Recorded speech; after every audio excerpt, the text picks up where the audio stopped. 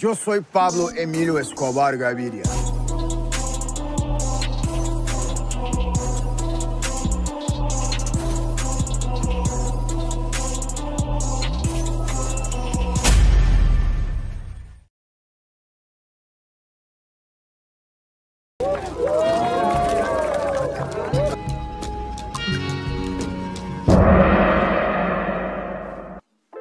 Halo semua, selamat pagi, siang, sore, malam, tergantung kapan Anda nonton video ini.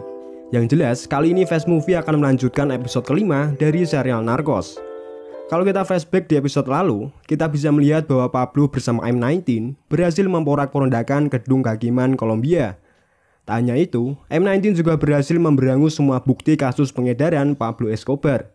Langkah apa yang akan diambil DEA dalam masalah ini, dan kekacauan apa lagi yang akan Pablo lakukan untuk melawan pemerintah Kolombia?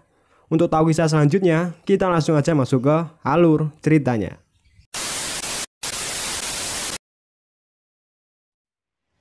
Saat ini Galen sedang gencar-gencarnya mengkampanyekan dirinya yang anti terhadap gembong narkoba. Selain itu, kini pihak Amerika tengah membahas isu keterkaitan Escobar bersama komunis dalam penyerangan beberapa hari lalu.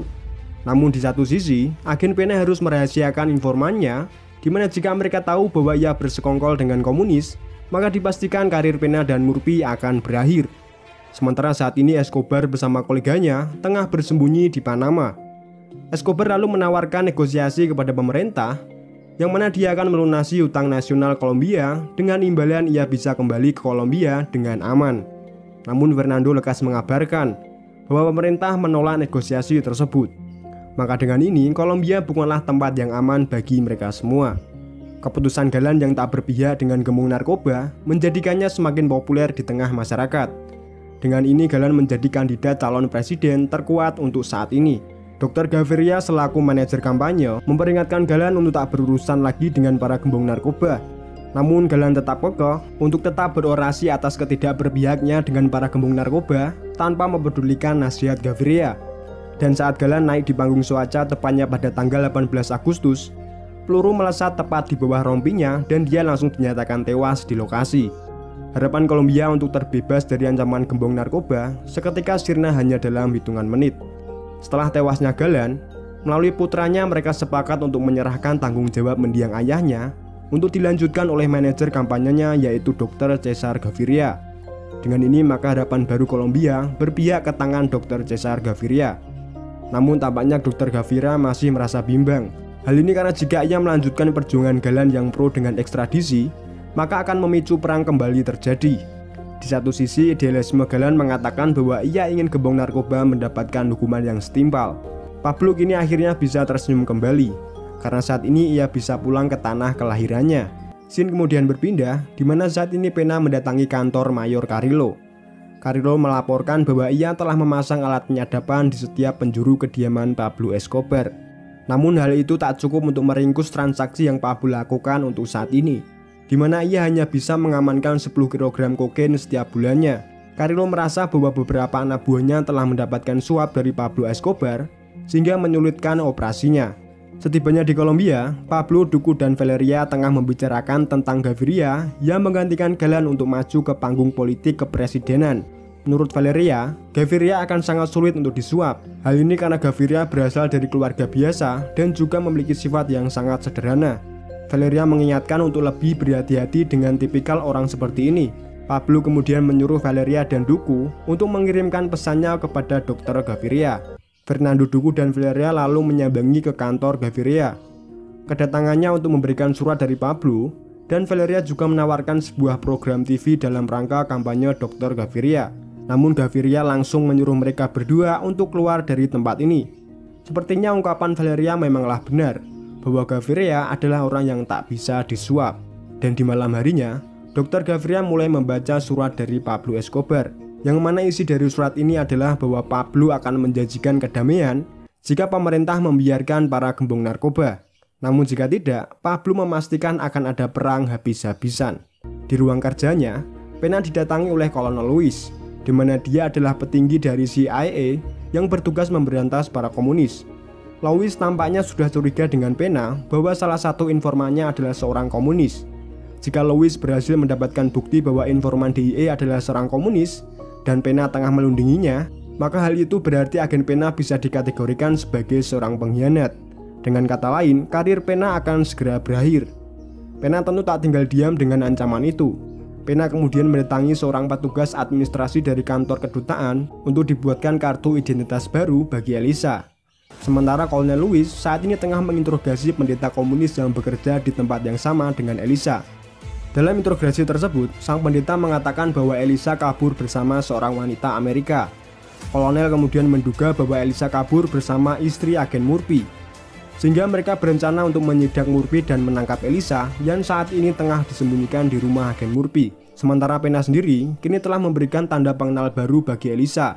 Pena menyuruh Murphy untuk membawa Elisa ke Kumaral karena di sana Elisa akan lebih aman dari para tangan CIA yang saat ini tengah gencar-gencarnya mencari Elisa.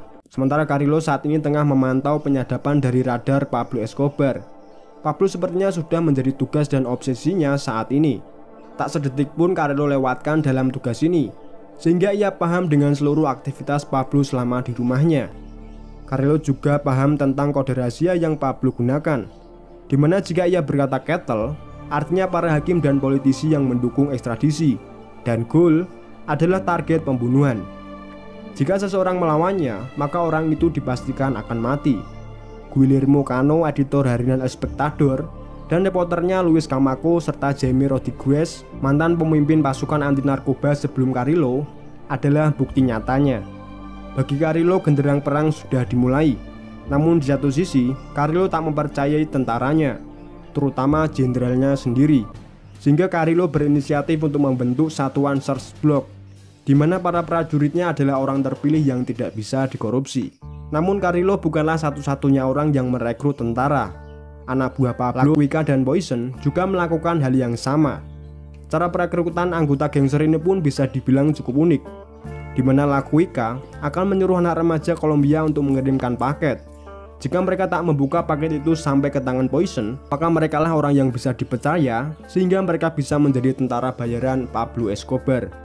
Mengetahui rekam jejak kejahatan Escobar, istri Mayor Carrillo tentu merasa khawatir jika sesuatu hal buruk mengancam keluarganya. Tak berselang lama, seseorang mengetuk pintu rumah Carrillo. Dengan menyiapkan pistol di tangannya, Carrillo mulai membuka pintunya.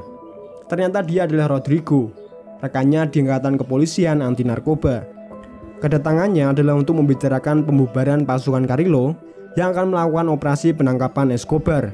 Dan sebagai imbalannya, Carrillo akan diberikan uang sebesar 6 juta US dollar. Ternyata Rodrigo yang merupakan petinggi dari angkatan kepolisian anti narkoba ini adalah antek dari Pablo Escobar.